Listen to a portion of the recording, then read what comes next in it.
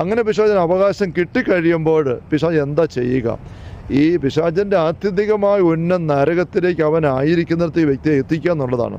അതിലേക്ക് എത്തത്തക്ക രീതിയിൽ ഈ വ്യക്തിയെ ജീവിതത്തിലേക്ക് പിടുത്തം കിട്ടിക്കഴിയുമ്പോൾ ഏതെങ്കിലും രീതിയിൽ ഞെരുക്കം ഉണ്ടാക്കാൻ നോക്കുന്നു, രോഗങ്ങൾ ഉണ്ടാക്കാൻ നോക്കുന്നു, മാനസിക അസ്വസ്ഥ ഉണ്ടാക്കാൻ നോക്കുന്നു, ആവശ്യങ്ങളിൽ ആരോഗ്യത്തിന് പ്രശ്നങ്ങൾ, രോഗങ്ങൾ പറഞ്ഞല്ലോ, സാമ്പത്തിക മേഖല തടസ്സങ്ങൾ, മറ്റുള്ളവരുമായിട്ടുള്ള ഇങ്ങനെയെല്ലാം പലതും ഉണ്ടാക്കി മനസ്സിന് കലക്കമുണ്ടാക്കി, വൈകാരിക അസ്വസ്ഥയുണ്ടാക്കി, ആരോഗ്യത്തിന് കേടുണ്ടാക്കി, സാമ്പത്തിക മേഖലയിൽ തടസ്സങ്ങളുണ്ടാക്കി, ജീവിതത്തിൻ്റെ ഉത്തരവ് നിർവഹിക്കാൻ പറ്റാത്ത അവസ്ഥയുണ്ടാക്കി, അങ്ങനെ കലക്കി ആ വ്യക്തിയെ തകർത്തെടുത്തിട്ട് ഒരു സ്റ്റേജ് വരുമ്പം ഇട്ടുകൊടുക്ക ചിന്തയാണ്, നീ പോയി ചാക്, അവസാനിപ്പിക്കുക, അവരെയും തീർക്ക്, നീയും തീർക്ക്. ഇങ്ങനെ ഞങ്ങളുടെ ചിന്ത അവർക്ക് വരാൻ തുടങ്ങും. സാത്താൻ ഇട്ട് കൊടുക്കുന്നതാണ്.